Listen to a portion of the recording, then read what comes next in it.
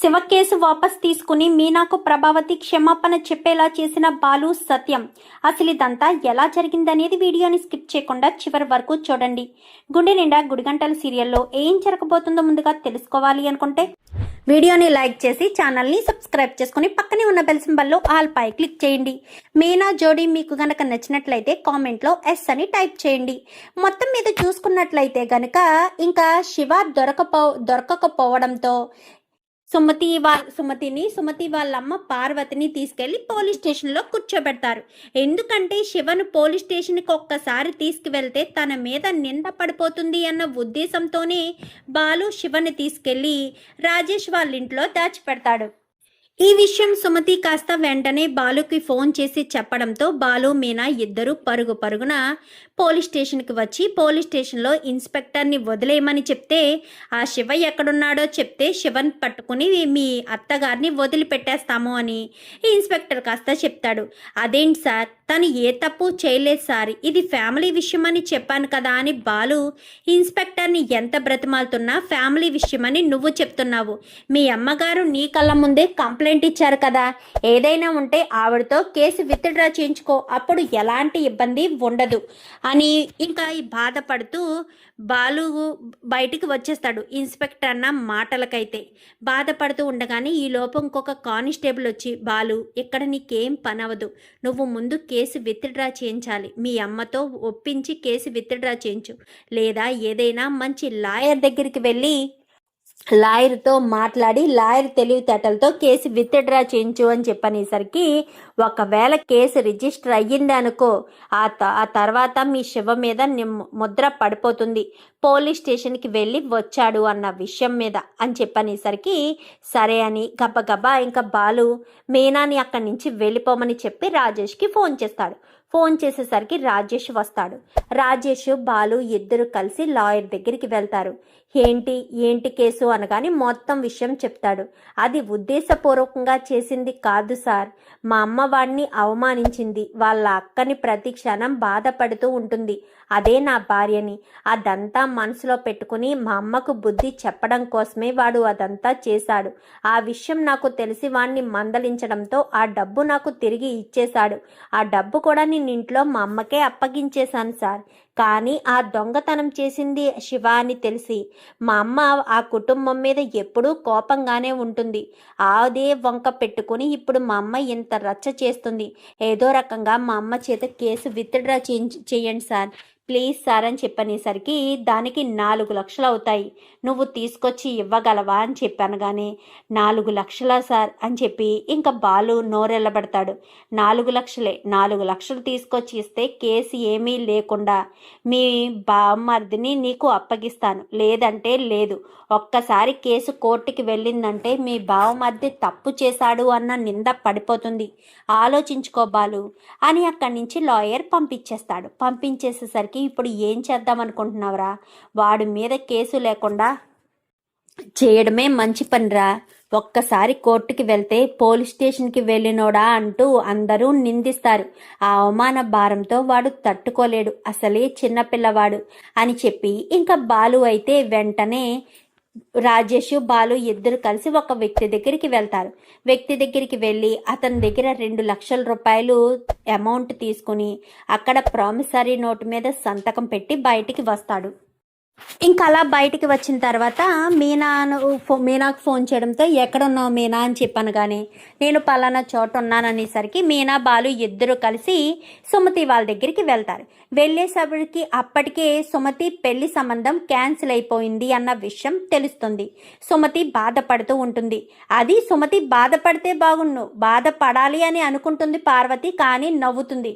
ఏంటే నీకేమన్నా పిచ్చా ఏంటి, పెళ్లి సంబంధం చెడిపోయిందంటే నవ్వుతారా, నవ్వకపోతే ఏం చేయమంటావమ్మా, పెళ్లి సంబంధం చెడిపోయింది, దాని గురించి బాధపడుతూ కూర్చోవాలా ఏంటి, నేనేం బాధపడను. సరే అమౌంట్ కావాలంట, లాయర్తో మాట్లాడితే 4 లక్షల రూపాయలు అవుతుంది అని చెప్పారంట. అక్క వాళ్ళు ట్రై చేస్తున్నారు, మన వంతుగా మనము కూడా ట్రై చేయాలి, ఎందుకంటే సమస్య మనది. బావ తన తల మీద వేసుకుని ఇదంతా భారం మోస్తున్నాడు.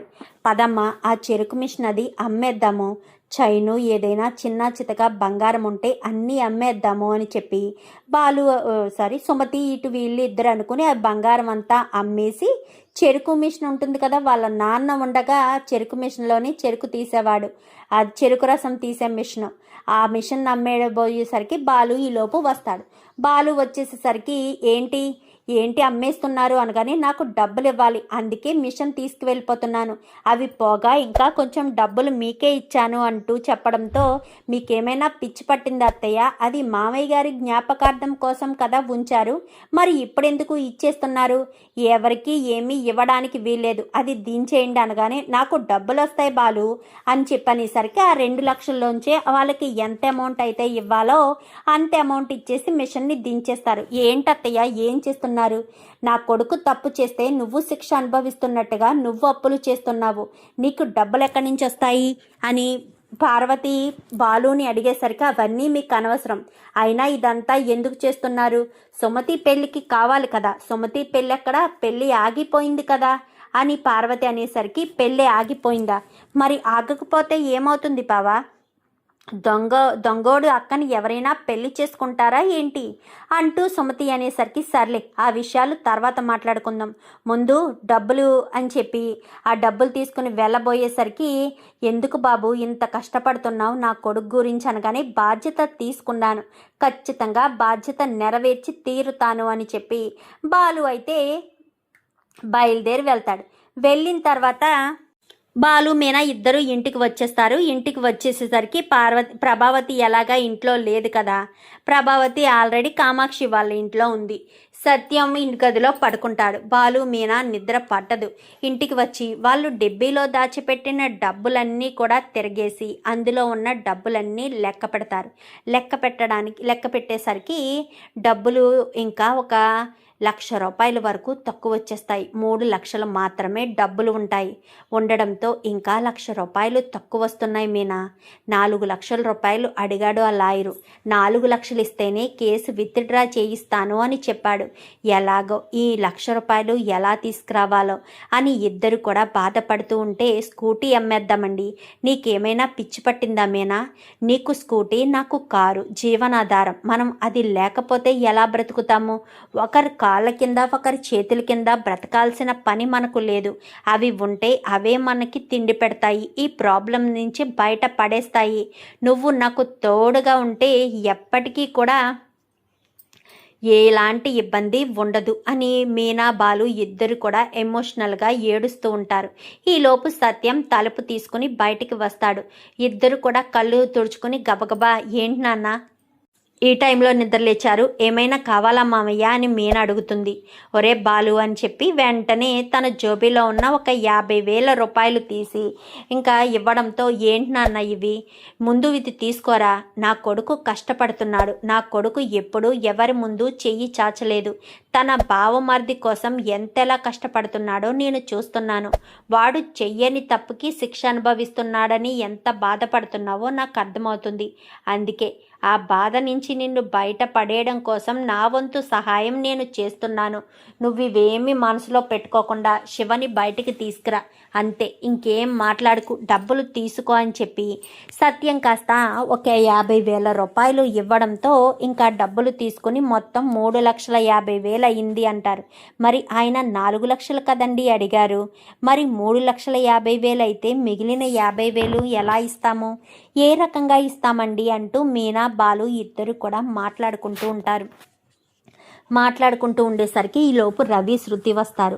రవి శృతి రావడంతో, ఏంటి బాలు ఏదైనా సమస్య, డబ్బులు ఇబ్బంది ఏదైనా పడుతున్నావా, ఎంత డబ్బులు కావాలి, ఎంత కావాలి, నీకు అమౌంట్ ట్రాన్స్ఫర్ చేయనా అంటూ ఇంకా శృతి అడిగేసరికి, వద్దు శృతి, మేము కొంచెం డబ్బులు పోగేశాము, ఆ డబ్బులతోటే మా తమ్ముడిని విడిపిద్దామనుకుంటున్నాము, దయచేసి మీరు ఇంత సపోర్ట్ చేస్తున్నందుకు థ్యాంక్స్, కానీ మీ డబ్బులు వద్దు నాకు అని చెప్పి ఇంకా మీనా కాస్త శృతి తనగానే, ఇంకా శృతి అయితే, నీకేమన్నా పిచ్చి పట్టిందా మీనా, కష్టాలు వచ్చినప్పుడే కదా మనకు మనం సపోర్ట్గా ఉండాలి, అది నువ్వు అర్థం చేసుకోకుండా మరి ఇలా ఎందుకు మాట్లాడుతున్నావు, మనకు మనం సపోర్ట్గా ఉండాలి అంటే కష్టం వచ్చినప్పుడే ఉండగలుగుతాము, మీరు ఇంకేం మాట్లాడకండి, ఎంత డబ్బు కావాలి, 2 లక్షల 3 లక్షల అంటూ శృతి అడిగేసరికి, ఏం వద్దు డబ్బుడమ్మా, ఏమొద్దు, మాకు అందవలసిన డబ్బులు అన్నీ అందాయి. రేపే వెళ్ళి ఆ లాయర్కి ఇవ్వాల్సిన డబ్బులు ఇచ్చేసి శివను నిర్దోషిగా విడుదల చేయిస్తాను,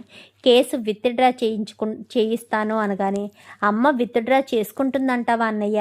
కేసు వాపస్ తీసుకుంటేనే కానీ శివను విడుదల చెయ్యరు కదా, శివ మీద ఉన్న కేసుని కొట్టేయ్యరు కదా అంటూ మాట్లాడేసరికి, నువ్వు చెప్పింది నిజమేరా, అదే అనుకుంటున్నాను. కానీ లాయర్ ఏదో చేస్తాను అన్నాడు. ఏం చేస్తాడో ఎలా చేస్తాడో చూడాలి. కేసు విత్డ్రా చేసుకుంటే అంతకు మించిన సంతోషం మనకే ఉంటుంది. అందుకోసమనే నేను ఇదంతా ఆలోచిస్తున్నాను అని చెప్పి ఇంకా బాలు అయితే పద మీనా నిద్రపోదామని నిద్రపోతారు. మరుసటి రోజు ఉదయాన్నే మీనా గబగబా లేచి ఇంట్లో వాళ్ళకి కావాల్సినవన్నీ కూడా చేసి పెట్టేసి ఇంకా చాలా అంటే వెళ్ళి ఏదో రకంగా లాయర్తో మాట్లాడితే కేసు విత్డ్రా అయిపోతుంది, నా తమ్ముడు తిరిగి వచ్చేస్తాడు అన్న సంతోషంతో మీనా గబగబా పని పూర్తి చేసుకుని వస్తుంది. అయిపోయిందా మీనా అనగానే, అయిపోయిందండి అని చెప్పి వెళ్దామని ఇద్దరు కూడా 3,50,000 రూపాయలు తీసుకుని లాయర్ దగ్గరికి వెళ్తాడు. సార్, మీరు 4 లక్షల రూపాయలు అడిగారు, మా దగ్గర 3,50,000 మాత్రమే ఉన్నాయి. ఇంతకు మించి మేము ఇచ్చుకోలేము అని నేను చెప్పను. మీరు అడిగినట్టుగా 4 లక్షలు ఇస్తాను. కానీ ముందు ఈ 3,50,000 తీసుకోండి. నాకు కారు ఉంది, నేను కారు డ్రైవింగ్ చేస్తాను. తను నా భార్య, పూలమ్ముతుంది. తను నేను ఏదో రకంగా కష్టపడి నెల నెల కొంచెం కొంచెంగా మీ డబ్బులు మీకు తీసుకొచ్చి ఇచ్చేస్తాము. దయచేసి మా మీద నమ్మకం ఉంచి మా శివ మీద పెట్టిన కేసు విత్డ్రా చేసుకునేటట్టుగా చెయ్యండి అనేసరికి, లేదు బాలు, నీ గురించి నేను విన్నాను. నువ్వెంత నిజాయితీ పరుడువో నాకు తెలుసు. నేను విన్నాను అని చెప్తున్నాను కదా. నీకు ఆవేశం ఉందేమో కానీ నువ్వు తప్పు చేసే మనిషివి కాదని నాకు తెలుసు అని ఇంకా బాలు గురించి మీనా గురించి మాట్లాడతాడు. మాట్లాడిన తర్వాత, సార్ కేసు ఎలా విత్డ్రా అనగానే, అదంతా నేను చూసుకుంటాను కదా, మీ అమ్మగారు అని చెప్పనేసరికి, మా అత్త కామాక్షి వాళ్ళ ఇంట్లో ఉంది అనేసరికి, సరే నేను చూసుకుంటాను కదా, ఆవిడంతటా ఆవిడే కేసు వాపస్ తీసుకునేలా చేయాల్సిన బాధ్యత నాది. ఖచ్చితంగా ఆవిడ కేసు వాపస్ తీసుకుంటుంది అని ఇంకా లాయర్ అయితే కన్ఫామ్గా చెప్తాడు. సార్, ఏదేమైనా వీలైనంత తొందరగా చేయండి సార్ అని నమస్కారం చేసి బాలు మీనా అక్కడి నుంచి వెళ్ళిపోతారు. వెళ్ళిపోయేసరికి, ఏంటి నేను చెప్పినట్టు ఆవిడ గురించి ఎంక్వైరీ చేసావా అనగానే, చేశాను సార్, ఆవిడికి పుట్టి డబ్బు మనిషి అని విన్నాను. డబ్బు ఉంటే డబ్బు ఆశ చూపిస్తే ఏం చేయడానికైనా సిద్ధమే. ఈ 1,00,000 రూపాయలు కొట్టేశారు అన్న 1,00,000 రూపాయలు కూడా బాలు తిరిగి ఇచ్చేశాడంట వాళ్ళ అమ్మకి. అయినా వీళ్ళ మీద కక్ష ఉండడంతో, వీళ్ళ మీద కోపం ఉండడంతో కావాలనే ఈ కేసు పెట్టి ఇబ్బంది పెట్టాలి అన్నదే ఆవిడ ఉద్దేశం. ఆవిడ వీక్ పాయింట్ ఏంటంటే డబ్బు మనీ మైండ్ ఆవిడది అని చెప్పి ఇంకా బాలు అయితే లాయర్ అసిస్టెంట్ అయితే లాయర్కి చెప్తాడు. అయితే పద, ఇంకెందుకు ఆలస్యం చేయడం, పద వెళ్దాం, మనం రంగంలోకి దిగి ఆవిడ కేసు విత్డ్రా ఎలా చేసుకోదో అది చూద్దామని ఇద్దరు కూడా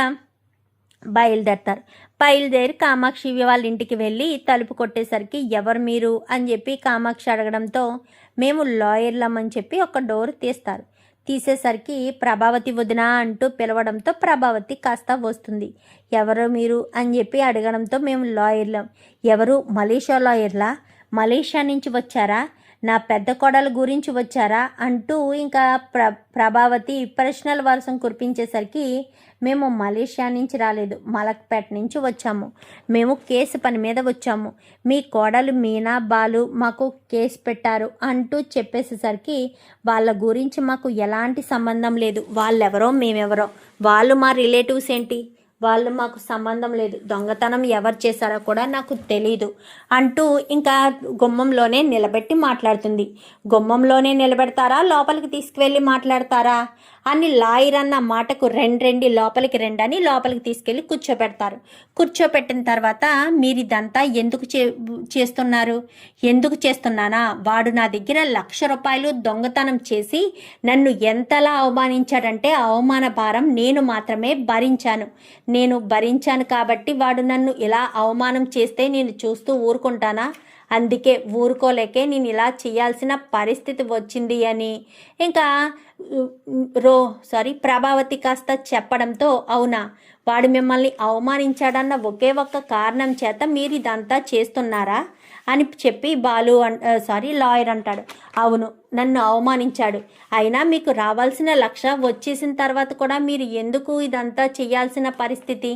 అయినా మీకు వాడిని జైలుకి పంపించడం వల్ల ఎలాంటి లాభం ఉండదు. ఎందుకుండదు? వాడు జైలుకి వెళ్ళాలి, వాడికి శిక్ష పడాలి. వాడు జైలుకి వెళ్ళి శిక్ష పడితే అప్పుడు నేను సంతోషంగా ఉంటాను. నన్ను ఇంత అవమానించిన వాడిని అంత ఈజీగా ఎలా వదిలేస్తాను? వాడికి శిక్ష పడి తీరాలి అంటూ ప్రభావతి లాయర్తో మాట్లాడుతుంది. ఏం మాట్లాడుతున్నారమ్మా? లాయర్ శిక్ష ఎందుకు పడుతుంది? వాడా చదువుకునే పిల్లవాడు, వాడేమీ ప్రొఫెషనల్ దొంగ కాదు కదా. కేవలం మీరు తనని అవమానించారన్న ఒకే ఒక్క కారణం చేత వాడు ఈ దొంగతనం చేశాడు. వాడిని మీరు ఇన్సల్ట్ చేశారు. దొంగతనం చేస్తే మీకెలా ఉంటుందా అన్న ఉద్దేశంతో దొంగతనం చేశాడు, బుద్ధి చెప్పడం కోసం. అదే వాడు కోర్టులో చెప్తాడు. కోర్టులో చెప్పినందుకు గాను బుద్ధి చెప్పడం కోసం ఇదంతా చేశావు కాబట్టి వాడికి కొంచెం పనిష్మెంట్ కానీ లేదా కొంచెం ఫైన్ కానీ వేసి వదిలేస్తారు. దానివల్ల మీకేం ఉపయోగం ఉంది? అప్పుడు మిమ్మల్ని మందలిస్తారు. ఒక వ్యక్తి దొంగతనం చేయకుండా చేసినట్టు ఇలా చేస్తే ఇలానే ఉంటుంది, మరొక్కసారి ఇలా ప్రవర్తించండి అని చెప్పి మిమ్మల్ని కోర్టులో బోన్లో నిలబెట్టి అందరూ మిమ్మల్ని హెచ్చరిస్తారు. అప్పుడు మీకొచ్చే లాభం ఉంది. మరి ఇప్పుడు నేను కేసు విత్డ్రా చేసుకుంటే మంచిది అని చెప్పి లాయర్ చెప్పడంతో, అలా కేసు విత్డ్రా చేసుకుంటే నాకొచ్చే లాభమేముంది అని ప్రభావతి అంటుంది. లాభం అనేసరికి, సార్ పాయింట్కి వచ్చింది సార్, ఇంకా అసలైన అస్త్రాన్ని వదిలేయండి సార్ అని పక్క నుంచి అసిస్టెంట్ కాస్త చెప్పేసరికి, వదులుతా మీరు కేసు విత్డ్రా చేసుకుంటే నేను మీకు డబ్బులు ఇస్తాను అనగానే ప్రభావతి ముఖంలో రంగులు మారుతాయి. అదంతా గమనిస్తున్న లాయరు దొరికింది చేప, వలలో పడింది అని మనసులో అనుకుంటాడు. ఏంటి, డబ్బులు ఇస్తారా? డబ్బులు నాకెందుకు ఇస్తారు? మీరు కేసు విత్డ్రా చేసుకుంటే డబ్బులు మీకు ఇస్తాను. విత్డ్రా చేసుకోవడం చాలా ముఖ్యమైన అవసరం. ఎందుకంటే అక్కడ మందలించారు. మీరు కేసు పెట్టినంత మాత్రాన మీకు పైసా ఉపయోగం ఉండదు. కోర్టుకి వెళ్తారు, వాళ్ళు ఫైన్ కడతారు, బయటకు వచ్చేస్తారు. మీకెలా తృప్తి చెందుతారు? అందుకే నేను ఇచ్చిన డబ్బులు మీరు తీసుకుంటే ఎలాంటి ఇబ్బంది ఉండదు. ఎంత ఇస్తారు అని చెప్పనగానే 2 లక్షలు ఇస్తాను అనేసరికి ప్రభావతికి ఎక్కడ లేని సంతోషం వచ్చేస్తుంది. ఎందుకంటే ప్రభావతికి ఆల్రెడీ బల్లి మీద పడడంతో జాతకంలో బంగారం కొనుక్కుంటాను అని ఆల్రెడీ రోహిణి చెప్పింది కదా. అది గుర్తు చేసుకుని ఆల్రెడీ ₹1,00,000 పోయిన 1,00,000 తిరిగి వచ్చేసాయి. ఇప్పుడు ఈ 2 లక్షల రూపాయలు కూడా వస్తే బంగారం కొనుక్కోవచ్చు. ఈ 2 లక్షలు నాకు వచ్చిన విషయం ఎవ్వరికీ తెలీదు. ఎందుకంటే కేసు నేనే విత్డ్రా చేసుకున్నాను అని చెప్తాను. అప్పుడు అందరిలోనే నాకు మంచి పేరు వస్తుంది. కేసు విత్డ్రా చేసుకున్నాను అనే మంచి పేరు నాకు కలుగుతుంది అని ఇంకా ప్రభావతి అనుకుని, 2 లక్షలు ఇస్తారా? నిజంగానే 2 లక్షలు ఇస్తారా? నిజంగా ఏంటి? మీరు కేసు విత్డ్రా చేసుకున్న మరుక్షణం మీకు 2 లక్షల రూపాయలు మా అసిస్టెంట్ తీసుకొచ్చి ఇస్తాడు. వెళ్దామా ఇప్పుడే? మీరు కారులోనే వచ్చారా అని చెప్పనేసరికి, కారులోనే వచ్చాను, పదండి వెళ్దామని ఇంకా మొత్తం 3 కూడా బయలుదేరుతారు. అమ్మ ప్రభావతి వదిన, నువ్వు చాలా తెలివైన దాని వదిన, డబ్బు ఇస్తే ఏదైనా చేసేస్తావు, ఎంతకైనా తెగించేస్తావు. కేసు విత్డ్రా చేసుకోమని అన్నయ్య చెప్పాడు. మీనా వాళ్ళు అంతమంది బ్రతిమాల్లా కేసు విత్డ్రా చేసుకోలేదు. ఇప్పుడేమో కేసు విత్డ్రా చేసుకోవడానికి సిద్ధమైపోయావు. డబ్బుల కోసం ఎంతకు దిగజారిపోతున్నావు వదిన అంటూ ఇంకా కామాక్షి కాస్త అనుకుంటుంది. అలా అనుకున్న కామాక్షి, పోనీలే, ఈ రకంగా అయినా సరే కేసు విత్డ్రా చేసుకుంటే మీనా కొంచెం సంతోషంగా ఉంటుంది, ఆ శివ జీవితం కూడా బాగుంటుంది అని సంతోషంగా అనుకుంటారు. అనుకున్న తర్వాత ఇంకా ప్రభావతిని తీసుకుని అక్కడికి వెళ్తారు కదా. అక్కడికి వెళ్ళిన తర్వాత ప్రభావతి కేసు విత్డ్రా చేసుకుని బయటకు వచ్చిన తర్వాత 2 లక్షల రూపాయలు లాయర్ చేతిలో పెట్టేసరికి సరేనా అక్కడి నుంచి వెళ్ళిపోతుంది. వెంటనే ఫోన్ చేసి బాలుకి, మీ అమ్మగారు కేసు విత్డ్రా చేసుకున్నారు, శివని ఇంకా నువ్వు దాచిపెట్టవలసిన అవసరం లేదు, శివ మీద ఎలాంటి కేసు లేదు, మీ అమ్మగారే వచ్చి కంప్లైంట్ ఇచ్చారు కాబట్టి ఆ కంప్లైంట్ మా కుటుంబంలోనే జరిగింది, ఆ 2 లక్షల రూపాయలు కూడా వదిలేశారు అని చెప్పి కేసు విత్డ్రా చేసుకున్నారు బాలు అని చెప్పనగానే ఒక్కసారిగా బాలు మీనా చాలా సంతోషపడుతూ నాన్న నాన్న అనుకుంటూ గబగబా ఇంటికి వస్తారు. గబగబా ఇంటికి వచ్చేసరికి ఏమైందిరా అని చెప్పనగానే ఏమైందా, కేసు విత్డ్రా చేసుకున్నది ప్రభావతమ్మ అనగానే ఏంటి మీ అమ్మ కేసు విత్డ్రా చేసుకుందా అని చెప్పి అంటూ ఉండగానే ఇక్కడ లాయర్లు ఒక మెలుగు పెడతారు, మీరు ఆవిడకి క్షమాపణ చెప్పాలి అని. నేనెందుకు తనకు క్షమాపణ చెప్పాలంటే చెప్పి తీరాలి మేడం, చెప్తేనే మేము అమౌంట్ ఇవ్వగలము, లేదంటే కోర్టులోనే చూసుకోవచ్చు, వాళ్ళే ఫైన్ కడతారు, మీకు కలిసి వచ్చేది ఏమీ ఉండదు, ఈ డబ్బులు వాళ్ళకే ఫైన్ రూపంలో వెళ్ళిపోతాయి అంతే, అంతకు మించి ఏమీ లేదని. కానీ సరే అని ఈలోపు వీళ్ళకి ఇంటికాడ సంతోషపడుతూ ఉండగా ప్రభావతి ఎలా అయితే బ్యాగ్ పట్టుకుని వెళ్ళిపోతుందో అలాగే తిరిగి ఇంటికి వస్తుంది. ఇంటికి వచ్చిన తర్వాత వస్తూ ఉంటుంది. ఈలోపు ఇంట్లో వాళ్ళంతా కూడా ప్రభావతి కేసు విత్డ్రా చేసుకుందని తెగ సంతోషపడుతూ ఉంటారు. మనోజు రోహిణి మాత్రం షాక్ అయిపోతారు. ఏంటి అమ్మ కేసు విత్డ్రా చేసుకుందా, నేను నమ్మలేకపోతున్నాను అని మనోజ్ అంటాడు. అత్తయ్య కేసు విత్డ్రా చేసుకోవడం ఏంటి, ఆ మీనా మీద ఎలా పగ తీర్చుకోవాలా అని ఆలోచిస్తూ ఉంటారు. అలా ఆలోచించి అత్తయ్య కేసు ఎందుకు విత్డ్రా చేసుకున్నారని రోహిణి ఆలోచనలో పడుతుంది. ఈలోపు ప్రభావతి రానే వస్తుంది. అమ్మా మీనా, నన్ను క్షమించు, మీ తమ్ముడు తప్పు చేశాడు, నువ్వు కాదు కదా, ఆ విషయం తెలుసుకోవడానికి నాకు ఇంత టైం పట్టింది, నిన్ను ఇంట్లో ఉండొద్దు అని చెప్పాను కదా, నువ్వు ఇంట్లోనే ఉండొచ్చని ప్రభావతి కాస్త గదిలోకి వెళ్ళిపోవడంతో ఆ మాటలన్నీ విన్న రోహిణికైతే గుండాగినంత పనవుతుంది.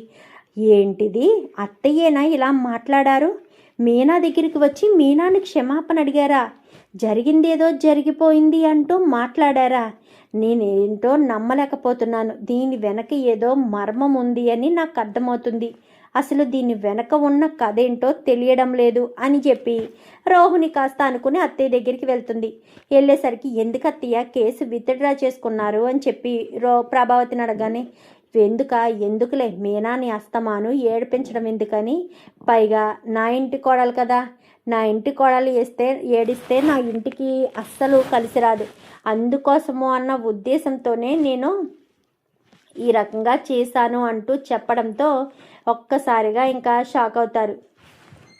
షాక్ అయ్యేసరికి ఏంటత్తయ్య మీరు మీనా గురించా, ఏంటి మీనా బాధపడుతుందని మీరు వదిలేశారా, నాకు చాలా ఆశ్చర్యంగా ఉంది అత్తయ్య, మీనా బాధపడుతుందని వదిలేయడం ఏంటి, అవును మీనా బాధపడుతుందన్న ఉద్దేశంతోటే, ఈ ఇంటి కోడలు బాధపడకూడదు అన్న ఉద్దేశంతోనే నేను ఇలా చేశాను అని ప్రభావతి చెప్పిన సమాధానానికి సత్యం వాళ్ళంతే నవ్వుకుంటారు. ప్రభావతమ్మ భలే తెలివైంది కదా నాన్న, అవునరా మీ అమ్మ చాలా తెలివైంది, అందుకనే తను కేసు ఎందుకు విత్డ్రా చేసుకుందన్న విషయం చెప్పకుండా భలే తెలివితేటలుగా తప్పించుకుంది అని చెప్పి సత్యం అనేసరికి అవునవును ఏదైతే ఏముందిలే, మొత్తానికైతే గొడవ లేకుండా మీ అమ్మ కేసు విత్డ్రా చేసుకుంది, అంతకు మించిన సంతోషమే ఉంది, ఏ గొడవ లేకుండా వాళ్ళు హ్యాపీగా ఉంటే అంతే చాలు, ఇంకా ఎప్పుడు ఎలాంటి పిచ్చి పని చేయొద్దని వాడికి చెప్పాను నాన్న, ఆ రోజు ఆల్రెడీ చెయ్యి విరగొట్టింది కూడా ఆ ఉద్దేశంతోనే కదా అని బాలు అయితే అంటాడు. యామ్మ మీనా, ఇప్పుడు నీకు సంతోషమేనా, చాలా థ్యాంక్స్ మామయ్య, మీరు కూడా సహాయం చేశారు. అమ్మ మీనా, మీరు ఎప్పుడూ సంతోషంగా ఉండాలని కోరుకునే వ్యక్తుల్లో మొదటి వ్యక్తిని నేనెందుకు నీ గురించి ఆలోచించకుండా ఉంటాను, ఖచ్చితంగా ఆలోచిస్తాను, నువ్వు దేని గురించి అయితే ఆలోచిస్తున్నావో నేను దాని గురించి ఆలోచిస్తున్నాను అని చెప్పి బాలు మీనా ఇద్దరు అనుకుంటారు. ఇప్పుడు మనం ఇల్లుని ఎలా కట్టగలుగుతున్నాం, నేనే అదే ఆలోచిస్తున్నానండి, ఇల్లు ఎలా కట్టాలో అర్థం కావట్లేదు, పై రూమ్ కట్టాలి అనుకున్నాము, ఎప్పుడు ఎలా కట్టాలో తెలియడం లేదు, మనం ఇప్పటి వరకు దాచిన డబ్బులన్నీ అయిపోయాయి అని చెప్పి మీనా బాలు ఇద్దరు బాధపడతారు. ఏం పర్వాలేదులేండి, మనం ఈరోజు కాకపోతే రేపైనా ఖచ్చితంగా కట్టుకుంటాము, ఆల్రెడీ స్టార్ట్ చేశారు కాబట్టి ఇంకా ఈ ఆల్టికే ఇలా జరిగిపోతుంది, ఇంకా ఏ గొడవ ఉండదు అని చెప్పి ఇంకా మీనా బాలు ఇద్దరు చాలా హ్యాపీగా అయితే మాట్లాడుకుంటారు. చూద్దాం మరి రాబోయే ఎపిసోడ్స్లో ఈ రకంగానే శివ మీద పెట్టిన కేసు విత్డ్రా చేసుకోవాలని మీరు కూడా కోరుకుంటే వీడియో నచ్చితే లైక్ చేసి ఛానల్ని సబ్స్క్రైబ్ చేసుకొని పక్కనే ఉన్న బెల్ సింబల్లో ఆల్ పై క్లిక్ చేయండి. Thank you for watching.